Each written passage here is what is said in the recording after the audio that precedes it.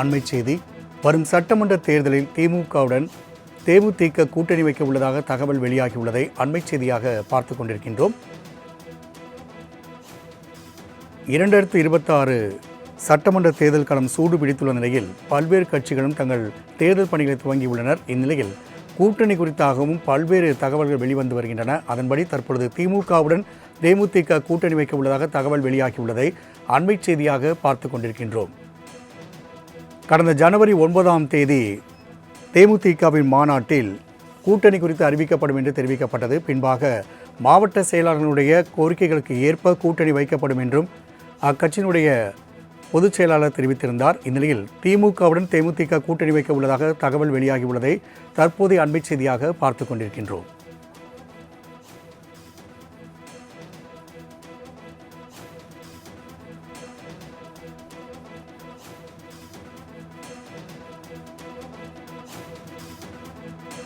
வரும் சட்டமன்ற தேர்தலில் திமுகவுடன் தேமுதிக கூட்டணி வைக்க உள்ளதாக தகவல் வெளியாகியுள்ளது. அண்மை செய்தியாக பார்த்து கொண்டிருக்கின்றோம். நேற்றைய தினம் அயனாவரத்தில் நடைபெற்ற பூத் கமிட்டி மாநாட்டில் கூட பேசிய தேமுதிகவின் பொதுச் செயலாளர் பிரேமலதா விஜயகாந்த் மாவட்ட செயலாளரின் விருப்பப்படியே கூட்டணி வைக்கப்படும் என்று தெரிவித்திருந்தார். இந்நிலையில் திமுக கூட்டணியில் தேமுதிக இணையும் என தகவல் வெளியாகியுள்ளதை நாம் அண்மை செய்தியாக பார்த்து கொண்டிருக்கின்றோம். கூடுதல் விவரங்களை செய்தியாளர் ராஜேஷ் வழங்க கேட்கலாம். ராஜேஷ், திமுக கூட்டணியில் தேமுதிக இணையும் என தகவல் வெளியாகியுள்ளது, கூடுதல் விவரங்களை பதிவு செய்யலாம்.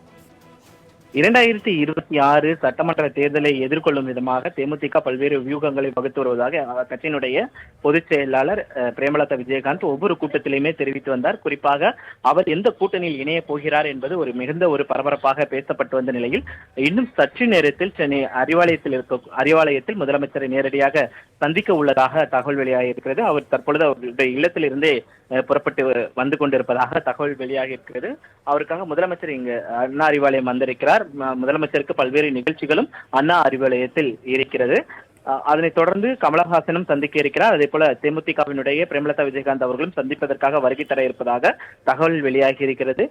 குறிப்பாக தேமுதிகவை பொறுத்த வரைக்குமே கடந்த சில நாட்களாகவே அவர்கள் அதிமுகவுடன் கூட்டணி வைக்கப் போகிறார்கள், உறுதியாக போகிறது என்ற தகவல் வெளியாகி இருந்தது. குறிப்பாக ஈஷா மையத்தில் வைத்து SP வேலுமணி மற்றும் எல் முருகன் உள்ளிட்டோரெல்லாம் அவர்களிடம் பேச்சுவார்த்தை நடத்தியதாக தகவல் வெளியான நிலையில் தற்பொழுது அவர் அறிவாலயம் வர இருப்பதாக தகவலும் வெளியாகி இருக்கிறது. குறிப்பாக தேமுதிகவினுடைய நிலைப்பாடு என்ன என்பது குறித்து அவருடைய மாவட்ட செயலாளர்கள் ஆலோசனை கூட்டம் நடத்தப்பட்டது. அந்த மாவட்ட செயலாளர்கள் ஆலோசனை கூட்டத்தை பொறுத்த வரைக்குமே நாம் யாருடன் கூட்டணி வைக்க வேண்டும் என்று எழுத்துப்பூர்வமாக நீங்கள் எழுதி கொடுங்கள் என்று மாவட்ட செயலாளர்கள் ஒவ்வொருடமும் அவர் கேட்டதாக தகவல் வெளியாகி இருந்தது. அதில் பெரும்பான்மையான மாவட்ட செயலாளர்கள் திமுகவுடன் கூட்டணி வைக்க வேண்டும் என்று தெரிவித்ததாகவும் அவர் தகவலாக வெளியாகி இருந்தது. இந்த நிலையில்தான் தான் செல்லக்கூடிய ஒவ்வொரு இடங்களிலுமே அவர் நீங்கள் விரும்பக்கூடிய ஒரு கூட்டணியை நான் அமைப்பேன் என்று அவர் தொடர்ச்சியாக தெரிவித்து வந்திருந்தார். திமுகவுடன் தான் அந்த கூட்டணியா என்பது இன்னும் சற்று நேரத்தில் நமக்கு அது தெரிய வரும். அவர் நேரடியாக முதலமைச்சரை சந்தித்து செய்தியாளர்களை சந்திப்பதற்கான அந்த வாய்ப்புகள் இருக்கு. அந்த செய்தியாளர் சந்திப்பில் அவர் என்ன சொல்ல போகிறார் என்பது நாம் பொறுத்திருந்து பார்க்க வேண்டிய ஒரு தேவை இருக்கிறது. ராம்குமார். ராஜேஷ், ஏற்கனவே அதிமுகவோடு ராஜ்யசபா சீட், அதுபோக தொகுதி பங்கீடு இவையெல்லாம் பெற்று NDA கூட்டணியில் சேரக்கூடிய வாய்ப்புகள் இருக்கும் என்று தெரிவிக்கப்பட்ட நிலையில் தற்பொழுது திமுகவுடன் இணைய உள்ளதாக இந்த தகவலை நாம் பார்க்க முடிகிறது. இங்கு தொகுதிகள் குறித்தான பேச்சுவார்த்தைகள் ஏதேனும் நடைபெற்றுள்ளதா அல்லது இப்போதுதான் அவர்கள் வந்து சந்திக்கப் போகிறார்களா? இல்ல, தொடர்ச்சியாக மறைமுகமாக பேச்சுவார்த்தை என்பது நடைபெற்று வந்து கொண்டுதான் இருந்தது. அதை கனிமொழி கூட உறுதி செய்திருந்தார். தொலைபேசி வாயிலாக பேசியதாக தகவல்கள் எல்லாம் வெளியாகி இருந்தது. அதே நேரத்தில் தேமுதிகவை பொறுத்த வரைக்குமே அவர்கள் எல்லாருமே எங்களுக்கு நட்புறவுடன் தான் இருக்கிறார்கள்.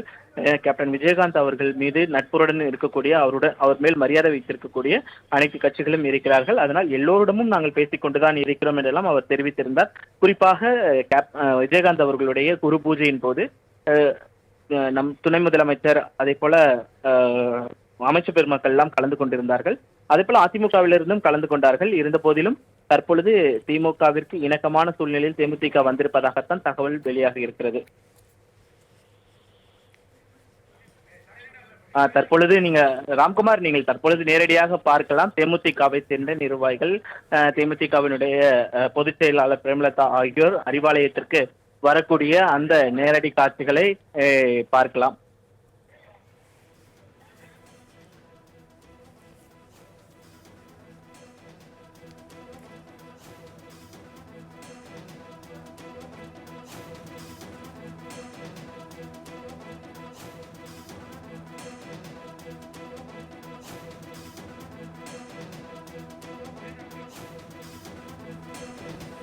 திமுக கூட்டணியில் தேமுதிக இணைய உள்ளது. தற்போது அண்ணா அறிவாலயத்திற்குள் தேமுதிகவின் பொதுச் செயலாளர் பிரேமலதா விஜயகாந்த் நுழைந்து கொண்டிருப்பதை நாம் பார்க்க முடிகிறது. இன்னும் சற்று நேரத்தில் இந்த கூட்டணியானது உறுதி செய்யப்பட உள்ளது அண்மை செய்தியாக பார்த்து கொண்டிருக்கின்றோம். பரபரப்பான அரசியல் சூழலில் திமுகவுடன் முதன்முறையாக தேமுதிக கூட்டணி வைக்க உள்ளதை நாம் அண்மை செய்தியாக பார்த்து கொண்டிருக்கின்றோம். சட்டப்பேரவை கூட்டத்தொடர் நடைபெற்று வரும் நிலையில் பரபரப்பாக அண்ணா அறிவாலயம் காணப்படுகிறது. தற்பொழுது தேமுதிகவின் பொதுச் செயலாளர் பிரேமலதா விஜயகாந்த் அண்ணா அறிவாலயத்திற்கு வருகை புரிந்துள்ளார். நேரடி காட்சிகளை பார்த்து கொண்டிருக்கின்றோம். அவர்களுக்கு திமுக அமைச்சர்கள் வரவேற்பு அளித்து அறிவாலயத்துக்குள்ளாக அழைத்துச் செல்வதை நாம் பார்க்க முடிகிறது. திமுகவுடன் கூட்டணி வைப்பதை நாம் அண்மை செய்தியாக